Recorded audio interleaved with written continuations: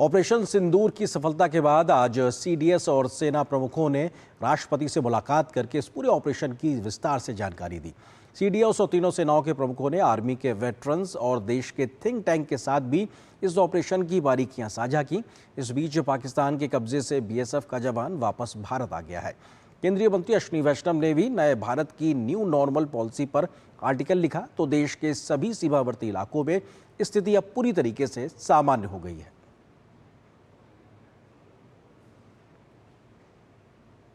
Operation सिंदूर की सफलता में भारतीय सशस्त्र बलों के शीर्ष नेतृत्व ने महत्वपूर्ण भूमिका निभाई।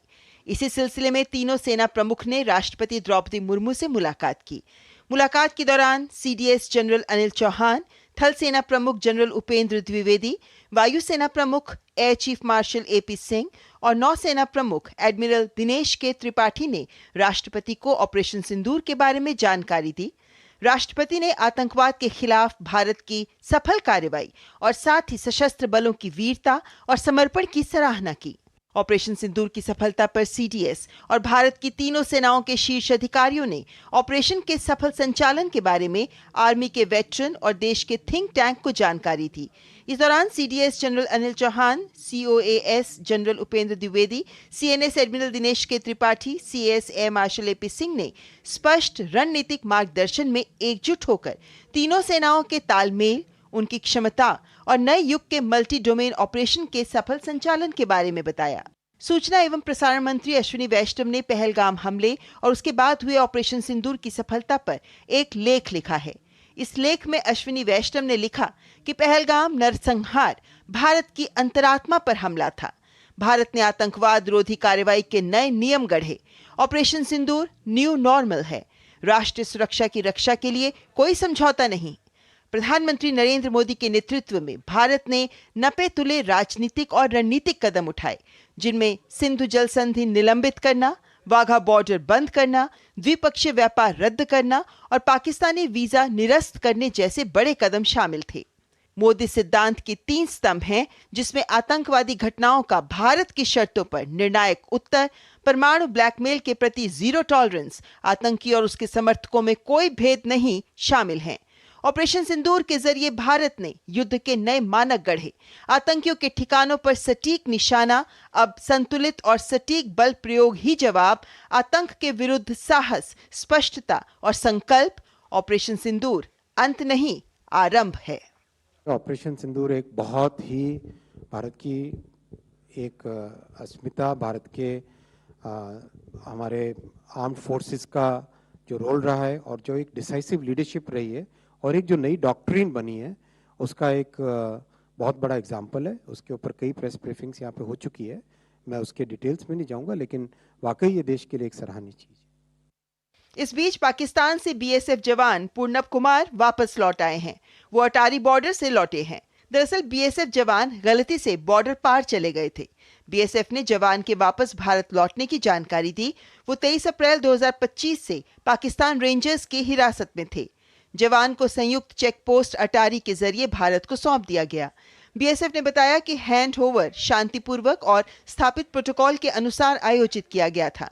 कांस्टेबल पूर्णब कुमार शॉ की पत्नी रजनी शॉ ने खुशी जताते हुए प्रधानमंत्री नरेंद्र मोदी का आभार व्यक्त किया। आज तो बहुत ही खुशी हुई। सुबह में ही फोन आया था सीओ साहब का वहाँ से कि देखिए वो पीके साहब आ गए हैं, इंडिया आ चुके हैं, टेंशन मत लीजिए, वो एकदम सही सलामत है, आप टेंशन मत लीजिए, बिल्कुल ठीक है। और मेरे हस्बैंड ने भी मुझे वीडियो कॉल किया था, एकदम टोटली वो फिट है। मोदी जी है तो सब चीज पॉसिबल है। क्योंकि देखिए जो 22 तारीख को जो पहलगाम अटैक हुआ था, उन्होंने 15 से 20 दिन में जो ऑपरेशन सिंदूर करके सबके सुहाग का बदला लिया, जिसका नाम रखा गया था ऑपरेशन सिंदूर। उसके 3 से 4 दिन बाद मेरे सुहाग को उन्होंने रिटर्न लाया है, तो मैं उनको हाथ जोड़ के बहुत बहुत धन्यवाद देना चाहती हूँ। भारत और पाकिस्तान के बीच युद्ध विराम सहमति के मद्देनजर श्री माता वैष्णो देवी तीर्थ स्थल के लिए हेलीकॉप्टर सेवाएं 1 सप्ताह के निलंबन के बाद फिर से शुरू हो गई हैं। ये घटनाक्रम क्षेत्र के तीर्थयात्रियों और पर्यटन हितधारकों के लिए एक बड़ी राहत के रूप में सामने आया है। Bureau report, DD news. तो ऑपरेशन सिंदूर की सफलता सिर्फ भारत और पाकिस्तान तक सीमित नहीं है, बल्कि भारत के इस शौर्य को अब दुनिया भी स्वीकारती नजर आ रही है। तमाम तथ्यों के साथ बड़े बड़े आर्टिकल्स भी लिखे जा रहे हैं। अगर बात की जाए टॉम कूपर की, जो कि ऑस्ट्रियन सैन्य इतिहासकार है, उन्होंने ऑपरेशन सिंदूर को लेकर लिखा है कि भारत की निर्णायक जीत, सीधे तौर पे इन शब्दों का इस्तेमाल किया है उन्होंने अपने अंग्रेजी उसमें। उसका मायने है कि निर्णायक जीत सीधे तौर पर यह भारत की एक तरीके से होती हुई है। भारतीय वायु शक्ति की स्पष्ट विजय, उन्होंने शब्द का इस्तेमाल किया। उन्होंने कहा कि पाकिस्तान की परमाणु धमकी पूरी तरीके से विफल रही है। लगातार जो ब्लैकमेलिंग किया करता था पाकिस्तान, वो विफल रही। उसकी एक तरीके से जो रणनीति थी, इसी तरीके से वो लिखते हैं। जल्दी से अगर तथ्यों को देखें तो पाकिस्तान की जवाबी रणनीति पूरी तरीके से फेल हो गई है, क्योंकि उसने जो कुछ भी कार्रवाई की वो कुछ काम नहीं आई है। पाकिस्तान के आतंकी कैंप और एयरवेस उड़ाए गए हैं, यानी भारत के द्वारा उनको उड़ाया गया। आतंकी कैंप और एयरवेस को पाकिस्तान का एयर डिफेंस सिस्टम तबाह हो गया, यानी वो काम नहीं कर पाया। जब भारतीय अटैक हुआ तो वहां पे वो काम नहीं आया।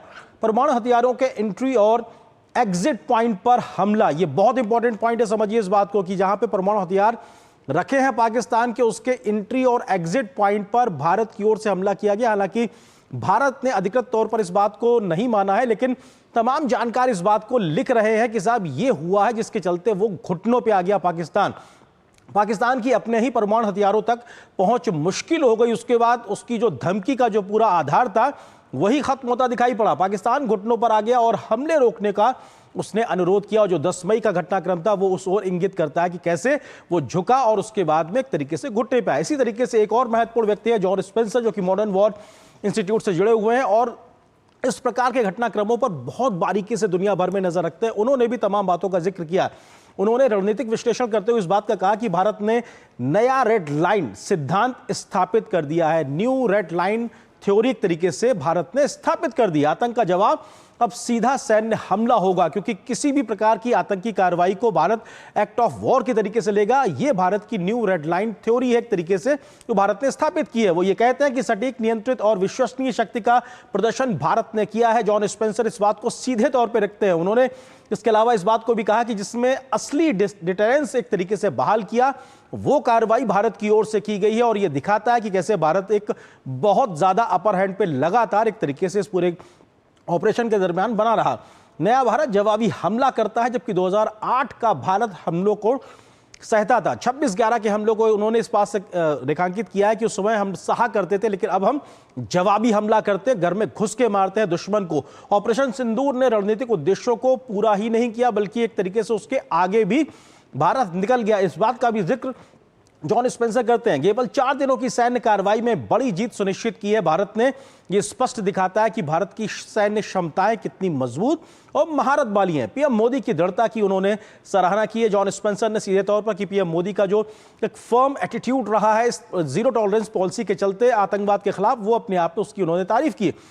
उन्होंने कहा कि पीएम मोदी ने जब मजबूती से परमाणु ब्लैकमेलिंग को खारिज किया, तो इससे और ज्यादा भारत की पुख्ता इमेज सामने आई है। इसी तरीके से एक और व्यक्ति की बात की जाए जिन्होंने भारत के ऑपरेशन सिंदूर पर तमाम प्रकार का एक विश्लेषणात्मक आर्टिकल लिखा है। जेनिफर जेन्स है, अंतर्राष्ट्रीय पत्रकार है। उन्होंने भी इस बात को लिखा है कि भारत के हमलों ने पाकिस्तान की वायु रक्षा ध्वस्त कर दी, क्योंकि भारत का जब हमला होता था उसे कोई रोक नहीं पा रहा था।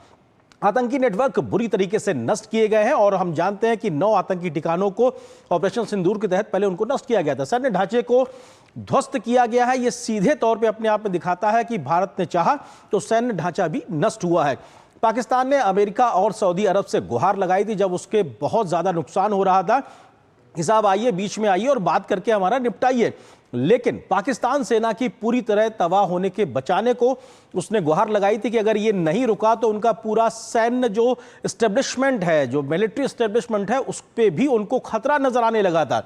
पाकिस्तान झुका तब संघर्ष रोकने का हुआ समझौता, और यह किसी तीसरे की वजह से नहीं। पाकिस्तान झुका और पाकिस्तान ने भारत को फोन किया, तब भारत ने इस बात को माना कि ठीक है, हम एक तरीके से हमले को रोकने की बात करते हैं, और समझौता हुआ। रणनीतिक उपलब्धियां क्या रही इस पूरे घटनाक्रम में? पूर्ण सैन्य नियंत्रण और परमाणु संतुलन में बदलाव दिखाई पड़ रहा है। तो ये अपने आप में एक रणनीतिक बदलाव के तरीके से कह सकते हैं। भारत की रणनीतिक स्वतंत्रता का प्रदर्शन न सिर्फ पाकिस्तान ने देखा, बल्कि दुनिया ने भी इसका मुजाहिरा देखा है कि कैसे भारत ने इसका प्रदर्शन किया। बिना किसी मध्यस्थता के पूरी कार्रवाई की। हमें किसी की परवाह नहीं थी, अगर हमारे ऊपर आतंक का हमला हुआ है तो हम कार्रवाई करेंगे, जिसको जो लगता है वो लगने दीजिए, लेकिन हमने उस कार्रवाई को करके दिखाया। पूरी तरह नियंत्रित, सीमित लेकिन निर्णायक जवाब भारत ने जब दिया पाकिस्तान को, उसके बाद दुनिया इसका लोहा मान रही है। तो ये तमाम वो रणनीतिक पहल है, उपलब्धियां हैं। नई भारतीय नीति की झलक भी दिखाई पड़ी, जिसमें आतंकी घटना के खिलाफ एक्ट ऑफ वॉर का एग्रेशन दिखाई पड़ेगा, और यह भारत की न्यू नॉर्मल पॉलिसी है। तो नई भारतीय नीति की झलक भी साफ तौर से दिखाई पड़ी है। तो ये अपने आप में बताने जताने के लिए काफी है कि कैसे नया भारत अब एक तरीके से आगे बढ़ रहा है।